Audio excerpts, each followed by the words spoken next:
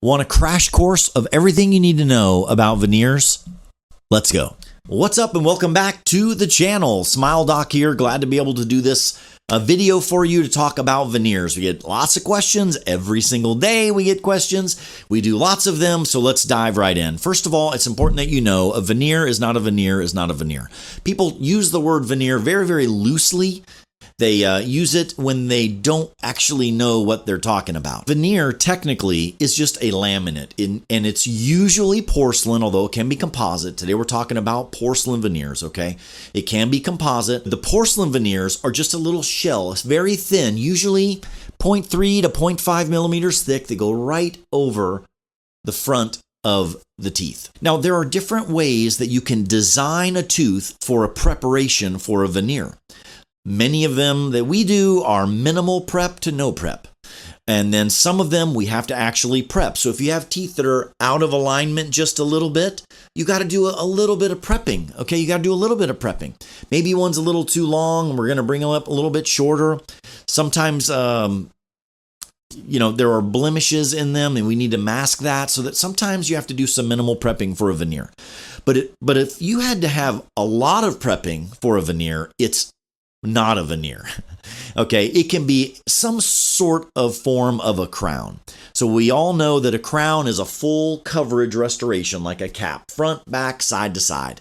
Lots of prepping, and sometimes that is necessary if you have excessive crowding, if you have decay between the teeth. I mean, sometimes you have to do more prepping than just that little porcelain laminate that gets bonded on top of there.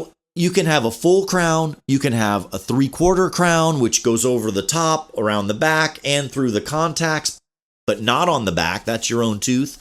You can have a 7/8 crown, which is a little bit more than that, and anything in between. These are all technical codes for an insurance company, okay? There are different types of preps that you do. And some dentists will do a 3/4 crown prep and they'll call it a veneer. And somebody says, I want veneers, and the dentist is like, yeah, let's do them. And they're 3/4 crowns. Now, hopefully the dentist is saying, technically, these are 3/4 crowns, but they're going to look just as good as a veneer would. Okay, and that's usually what I say, that people talk about veneers, but these are going to be a little more than a veneer. You need to understand that, because people think veneers are very conservative, and they are. So if you have to do a little more than that, they're not technically a veneer. All right. The other thing is, does insurance cover veneers? In some cases, an insurance company says, this is our maximum annual payout, spend it on whatever you want, and they don't check and they don't care. Others, very picky, and they'll say, nope, veneers we don't cover because that is cosmetic. But if it's a 3/4 crown, they will. And so depending on how the tooth is prepped, the dentist may be able to code it as a 3/4 crown. If it's a 3/4 crown, prep could determine whether or not it's a 3/4 crown or veneer. Another interesting thing about veneers is they don't change color. Like one veneer or two veneers because you've had some blemishes on them and you want to get them done. And then 6 months later at a child's auction at a school, you win a whitening kit, or you decide you want to whiten your teeth. You will not be able to whiten these porcelain veneers. The color you pick is the color you get.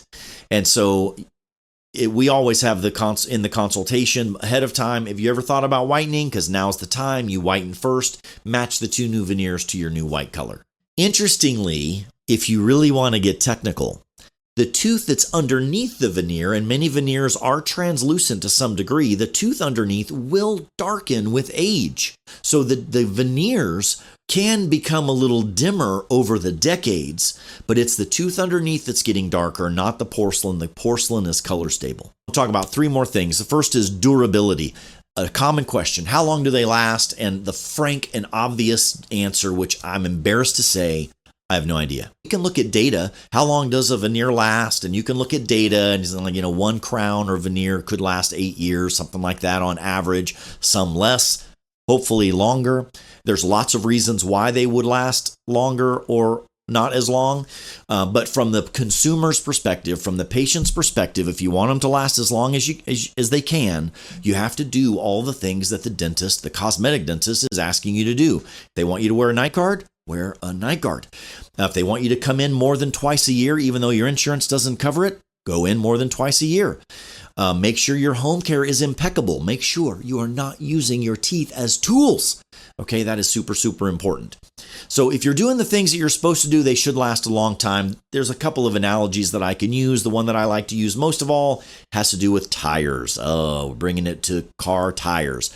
But if you have the same car that you drive on the pavement all the time, always under the speed limit, those tires are going to last a lot longer than if you're one of those kids that will take their car off-roading when it's not supposed to be, and you're on dirt roads a lot and you're peeling out and doing that kind of stuff. Not going to last as long.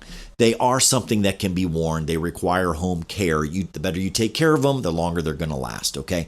And there are habits that you might have that are destructive that you may not be aware of, that you may not can control or prevent, like tooth grinding. If you're a grinder at home and you don't know it, you're going to hurt those veneers, okay? You're also going to hurt your natural teeth. So a good consult with a good cosmetic dentist will cover all of those bases. And I have to say, of course, the gums and teeth must be healthy to have veneers, okay? It just seems so obvious to me. But you can't just put a veneer on any tooth. They must do an exam first, okay? 2 other things. Price. What is the cost of a veneer? The cost of a veneer will vary from state to state and from provider to provider. Why from state to state? Pretty obvious. Things in New York, more expensive than things in Alabama and South Carolina. It's just the way that it goes. Provider to provider, why? One cosmetic dentist and another cosmetic dentist are going to use 2 different labs, 2 different ceramists. Those are going to charge different.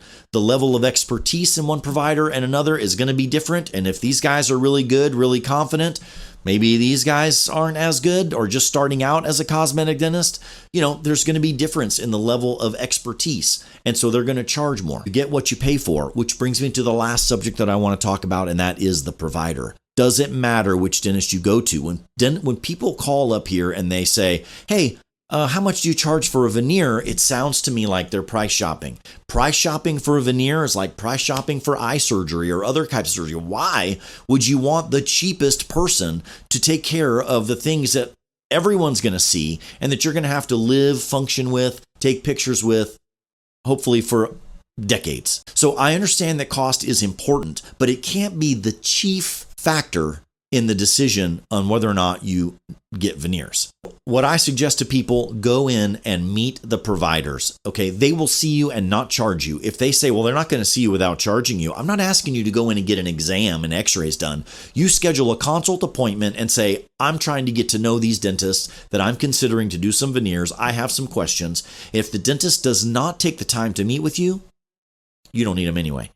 Or you want someone that's going to sit down with you, spend 15, 20 minutes with you, just talking, answering questions, getting to know you so that you can develop a little bit of trust, because it is an intimate part of the body and you know that it's uncomfortable to get dentistry done. You want someone that is not only going to be good at what they do, but they're going to care about what they do. That is the most important, okay? And so take your time finding the right person. If you have to pay a little bit more, usually you get what you pay for, usually. Those are some tips that I've given you and some understanding about veneers. Hopefully it's been helpful. If you have questions, please put them down in the comments below. We'll get back to them as soon as we can, or hit me up on Instagram at Real Smile Doc or TikTok at Smile Doc. We're out there every day doing stuff on social media, trying to provide you with all the information you need to make the best dental decisions for your health. Thanks again for joining, and look forward to seeing you next time. Smile Doc out.